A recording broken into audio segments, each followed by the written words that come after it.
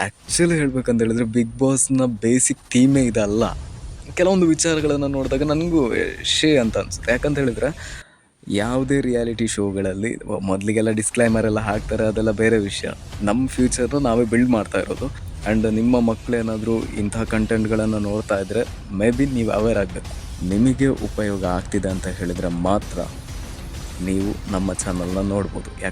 ಅದಕ್ಕೋಸ್ಕರ ಮಾತ್ರ ನಾನಿಲ್ಲಿ ಬಿಗ್ ಬಾಸ್ನ ಕಂಟೆಂಟ್ಗಳನ್ನು ಹಾಕಿದ್ದು. ನಮಸ್ಕಾರ. ನಾನು ಈ ವಿಡಿಯೋವನ್ನು ಮಾಡೋದಕ್ಕೆ ಕೆಲವೊಂದು ರೀಸನ್ಗಳಿದೆ. ಸೊ ಬ್ಯಾಕ್ಗ್ರೌಂಡಲ್ಲಿ ಸ್ವಲ್ಪ ನಾಯ್ಸ್ ಕೂಡ ಬರ್ಬೋದು, but ignore it. May be ನಾನು ಮಾತಾಡೋದು ನಿಮ್ಗೆ ಕೇಳಿಸ್ತೆ ಅಂತ ಅನಿಸುತ್ತೆ. ನಾನೊಂದು ಮಾತನ್ನು ಹೇಳ್ತೀನಿ. ನನ್ನ ಒಂದು ಬೇಸಿಕ್ ಉದ್ದೇಶ ಅಂತಂದರೆ ಯಾವುದೇ ಒಂದು ರಿಯಾಲಿಟಿ ಶೋ ಆಗಿರ್ಬೋದು, ಏನೇ ಇರ್ಬೋದು, ಬೇಸಿಕ್ ಅಂತ ಒಂದು ಕಾನ್ಸೆಪ್ಟ್ ಅಂದರೆ ಇವಾಗ ಒಂದು ಉದ್ದೇಶವನ್ನು ಹಿಡ್ಕೊಂಡೇ ಒಂದು ಯಾವುದೇ ಶೋ ಆಗಿರಲಿ, ಸೀರಿಯಲ್ ಆಗಿರಲಿ, ಇದನ್ನೆಲ್ಲ ಮಾಡ್ತಾರೆ. ಬಟ್ ಅದು ರಾಂಗ್ ಮೆಸೇಜ್ ಜನಗಳಿಗೆ ತಲುಪ್ತಾ ಇದೆಯಾ ಅನ್ನೋದ್ರ ಬಗ್ಗೆ ನಾವು ಯಾರೂ ಕೂಡ ಚರ್ಚೆ ಮಾಡೋದೇ ಇಲ್ಲ. ಬಟ್ ನಾನು ಇದರ ಬಗ್ಗೆ ಕೆಲವೊಂದು ವಿಷಯಗಳನ್ನು ಹೇಳಬೇಕು ಅಂತ ಅನಿಸ್ತು. ಸೊ ಅದನ್ನು ಹೇಳ್ತೀನಿ. ಸೀಸನ್ 10 ಬಿಗ್ ಬಾಸ್ ಸೀಸನ್ 10ನಲ್ಲಿ ಕೆಲವೊಂದು ಕಂಟೆಸ್ಟೆಂಟ್ಗಳಿದ್ರು. ಅವರು ಹೊರಗೆ ಬಂದ ನಂತರ, ಬಿಗ್ ಬಾಸ್ ಮನೇಲಿ ಏನೇ ಇದ್ದರೂ ಕೂಡ ಹೊರಗೆ ಬಂದ ನಂತರ ಅವರು ವಿನ್ನರ್ಸ್ಗಳೇ, ಆ್ಯಕ್ಚುಲಿ ವಿನ್ನರ್ಸ್ಗಳೇ. ಯಾಕಂದರೆ ಡ್ರೋನ್ ಪ್ರತಾಪ್ನ ನೋಡಿ ನಾವು ಕಲಿಬೇಕು. ಆ್ಯಂಡ್ ಮನೆ ಒಳಗಡೆ ಬರುವಂತಹ ಇದ್ದ ಪಿಕ್ಚರ್ ಆ್ಯಕ್ಚುಲಿ ಮನೆಯಿಂದ ಹೊರಗೆ ಹೋದಂಥ ನಂತರದಲ್ಲಿ ಫುಲ್ ಚೇಂಜ್ ಕೂಡ ಆಯಿತು. ಆ್ಯಂಡ್ ಈಗಿನ ಸೀಸನಲ್ಲಿ ಜಗದೀಶ್ ಮ್ಯಾನ್ ಹ್ಯಾಂಡ್ಲಿಂಗ್ ಅನ್ನುವಂಥ ಒಂದು ರೀಸನ್ ಕೊಟ್ಟು ಅವ್ರನ್ನ ಕಳಿಸ್ಬಿಟ್ರು. ಬಟ್ ಈ ಜಗದೀಶ್ ಬಗ್ಗೆ ನಾನು ಕೆಲವೊಂದು ರಿಸರ್ಚ್ಗಳ ಪ್ರಕಾರ ಹೇಗಿದೆ ಅಂತ ಕೇಳಿದ್ರೆ, ಜಗದೀಶ್ ಅವರ ವರ್ತನೆನೇ ಹಾಗೇ.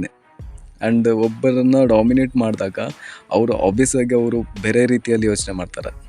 ಟಾರ್ಗೆಟ್ ಅಂತ ಮಾಡಿದಾಗ ಡೆಫಿನೆಟ್ ಆಗಿ ಅವರು ಬೇರೆ ರೀತಿಯಾಗಿ ಯೋಚನೆ ಮಾಡ್ತಾರೆ. ಬಟ್ ನಾನು ಹೇಳುವಂಥ ವಿಷಯ, ಬಿಗ್ ಬಾಸ್ನಲ್ಲಿ ಒಂದು ಮೇ ಬಿ ನಾನು ಅಂದ್ಕೊಳ್ಳುವ ಪ್ರಕಾರ ಒಂದು ಉದ್ದೇಶ ಅಂತ ಇದೆ.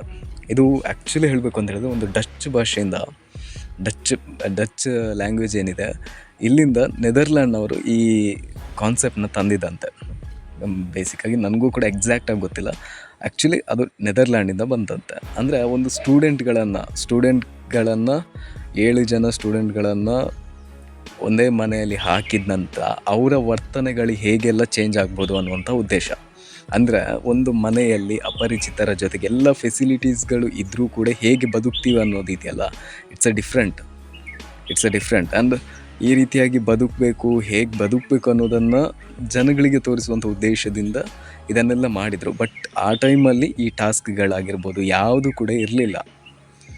ಕೇವಲ ಒಂದು ಮನೆಗೆ ಹೋಗೋದು, ಅಲ್ಲಿ ಹೇಗಿದೆ ಒಂದು ಇಷ್ಟು ದಿನ ಅಂತೇಳಿ ಅಲ್ಲಿದ್ದು ಆಮೇಲೆ ಅಲ್ಲಿಂದ ಹೊರಡೋದಿತ್ತಂತೆ. ಬಟ್ ಇವಾಗಿನ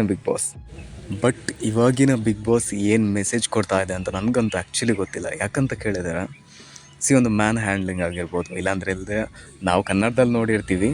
ಕನ್ನಡದಲ್ಲಿ ಆ್ಯಕ್ಚುಲಿ ಈ ಥರ ಎಲ್ಲ ನಡೀತಾ ಇಲ್ಲ, ಎಕ್ಸ್ಪೋಸ್ ಎಲ್ಲ ನಡೀತಾ ಇಲ್ಲ. ಬಟ್ ಬೇರೆ ಲ್ಯಾಂಗ್ವೇಜ್ಗಳಲ್ಲೆಲ್ಲ ನೋಡಿದ್ರೆ ಎಕ್ಸ್ಪೋಸ್ಗಳೇ ಜಾಸ್ತಿ ಆಗ್ತಾ ಇದೆ. ನಾವು ಬೇಸಿಕಲಿ ಮೇ ಬಿ ನಾವು ಪಬ್ಲಿಕ್ ಆಗಿರುವಂಥ ಕಾರಣದಿಂದ ನಾವು ಇದನ್ನು ಯೋಚನೆ ಮಾಡಬೇಕು. ಒಂದು ರಿಯಾಲಿಟಿ ಶೋ ಕೇವಲ ಏಜನ್ನು ನೋಡಿ ಅದು ರಿಫ್ಲೆಕ್ಟ್ ಆಗ್ತಿಲ್ಲ. ಆ್ಯಕ್ಚುಲಿ ಸಣ್ಣ ವಯಸ್ಸಿನಂಥ ಮಕ್ಕಳಿಂದ ಹಿಡಿದು ದೊಡ್ಡವರವರೆಗೂ ಇದು ಇಂಪ್ಯಾಕ್ಟ್ ಆಗ್ತಿದೆ. ಬಟ್ ನಾವು ಅದನ್ನು ಯಾರು ಕೂಡ ಥಿಂಕ್ ಮಾಡುವಂತಹ ಪೇಷನ್ಸಲ್ಲಿ ಇಲ್ಲ. ಆದರೆ ನಾನೊಂದು ಮಾತು ಹೇಳ್ತೀನಿ, ಭಾಳಷ್ಟು ಜನರ ಕ್ವಶನ್ ಹೀಗೂ ಇರುತ್ತೆ, ಇದು ಸಣ್ಣ ಮಕ್ಕಳ ಮೇಲೆಲ್ಲ ಹೇಗೆ ಇಂಪ್ಯಾಕ್ಟ್ ಆಗುತ್ತೆ ಅಂತ. ಆ್ಯಕ್ಚುಲಿ ಆಗುತ್ತೆ. ಯಾಕಂತ ನೋಡಿ, ಇವತ್ತು ನಾವು ಬಿಗ್ ಬಾಸ್ನ ನಾವು ಈ ಥರ ನೋಡ್ತೀವಿ, ಮಕ್ಕಳ ಎದುರುಗಡೆ ನಾವು ನೋಡ್ತೀವಿ.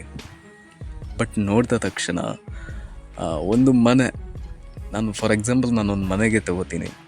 ಒಂದು ಮನೆಯಲ್ಲಿ ನಾವು ಹೇಗೆ ಇರಬೇಕು ಅನ್ನೋದನ್ನು ನಾವು ಮಕ್ಕಳಿಗೆ ಸಣ್ಣ ವಯಸ್ಸಿನಿಂದ ಕಲಿಸ್ತಾ ಬರಬೇಕಂತೆ.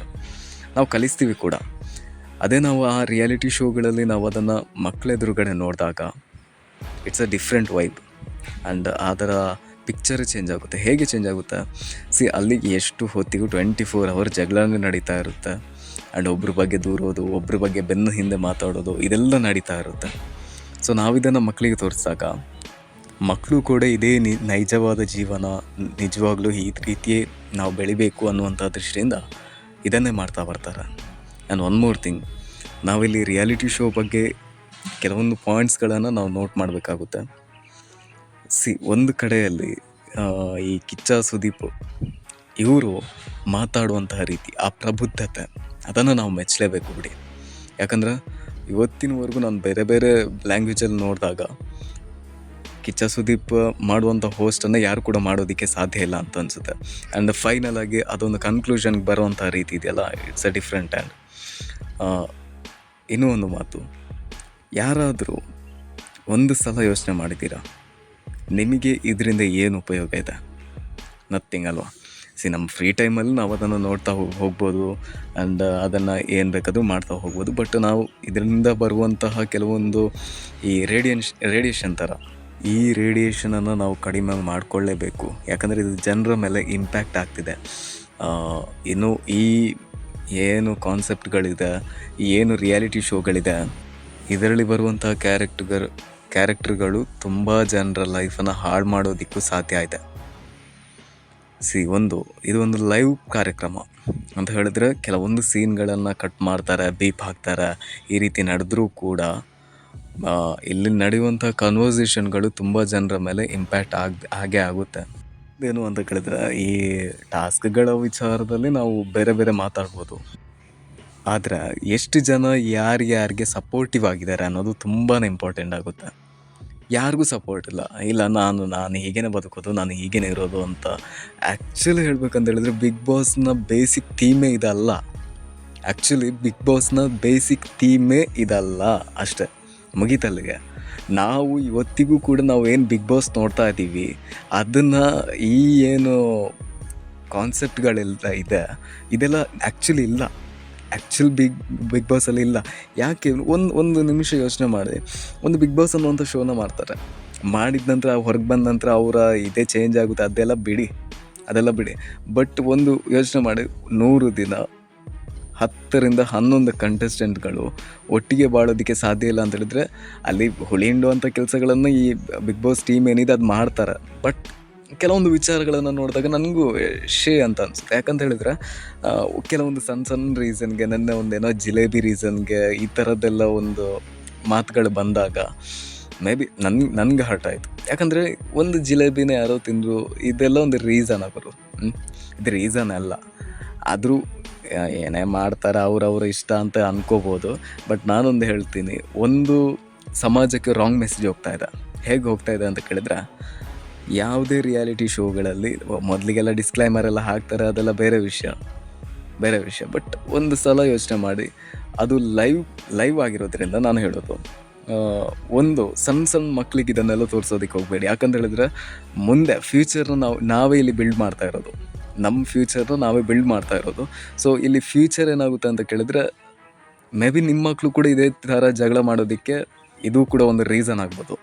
ಸೊ ಅದಕ್ಕೋಸ್ಕರ ಹೇಳ್ತಾ ಇದ್ದೀನಿ, ಇಂತಹ ಕಂಟೆಂಟ್ಗಳನ್ನು ದಯವಿಟ್ಟು ತೋರಿಸೋದಕ್ಕೆ ಹೋಗಬೇಡಿ.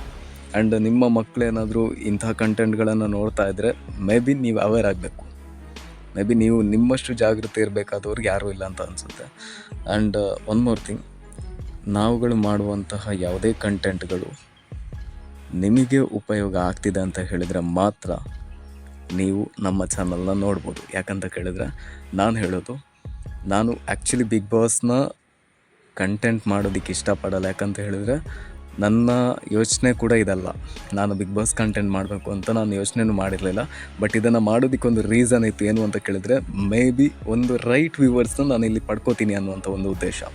ಅದಕ್ಕೋಸ್ಕರ ಮಾತ್ರ ನಾನಿಲ್ಲಿ ಬಿಗ್ ಬಾಸ್ನ ಕಂಟೆಂಟ್ಗಳನ್ನು ಹಾಕಿದ್ದು. ಬಟ್ ನಾನು ಇದಕ್ಕೆ ಯಾವುದೇ ರೀತಿಯಾದಂಥ ಸಪೋರ್ಟ್ ಕೂಡ ಇಲ್ಲ. ಆ್ಯಂಡ್ ಇದನ್ನು ನೋಡಿ ಹಾಗೆ ಹೀಗೆ ಇದನ್ನೆಲ್ಲ ನಾನು ಹೇಳೋದಿಲ್ಲ. ನನ್ನ ಪ್ರೀವಿಯಸ್ ವೀಡಿಯೋಗಳನ್ನು ನೀವು ಬೇಕಾದರೆ ನೋಡಿ, ಅದರಲ್ಲಿ ಯಾವುದ್ರಲ್ಲೂ ನಾನು ಹೇಳೂ ಕೂಡ ಇಲ್ಲ.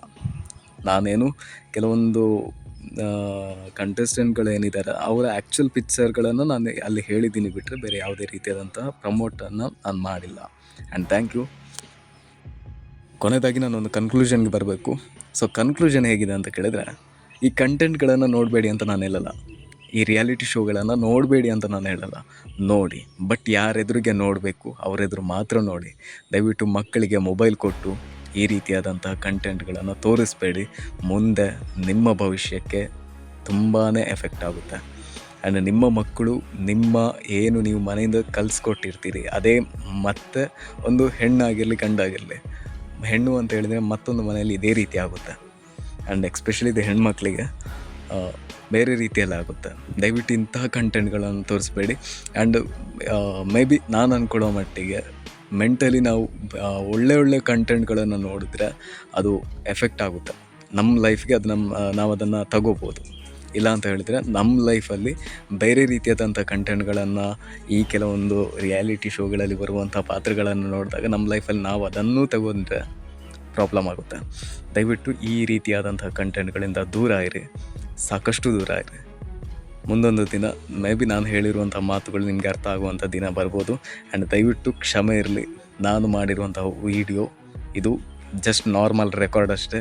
ನನ್ನ ಮಾತಿನ ಭರದಲ್ಲಿ ಕೆಲವೊಂದು ವರ್ಡ್ಗಳು ಕೂಡ ಮಿಸ್ ಆಗಿರುವಂಥದ್ದು, ಅದನ್ನು ಕೂಡ ನಾನು ಕ್ಷಮೆ ಕೇಳ್ತೀನಿ.